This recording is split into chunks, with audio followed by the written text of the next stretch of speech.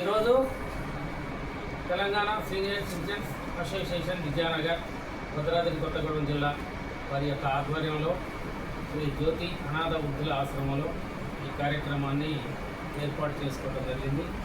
సందర్భము ఏమిటి అంటే వీరు చాలా కాలంగా కొత్తగూడెం నివాసస్తులే, విద్యానగర్ కాలనీలోనే ఉంటారు.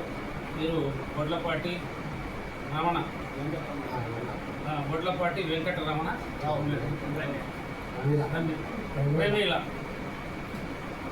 దంపతులు. వీరి యొక్క రమణ గారి యొక్క తల్లి భారతమ్మ గారు పరమపదించిన వారి యొక్క వర్ధంతి ఈరోజు. ఈ వర్ధంతి సందర్భంగా ఇక్కడ ఇంట్లో చేసుకోవటమే కాకుండా ఇక్కడ ఉన్నటువంటి 30 మంది అనాథలకి ఒక పూట మంచి భోజనం పెట్టించాలన్న ఉద్దేశంతో ఇక్కడ ఏర్పాటు చేసినారు. వారికి మా అసోసియేషన్ తరఫున ధన్యవాదాలు, కృతజ్ఞతలు తెలియజేసుకుంటున్నాను.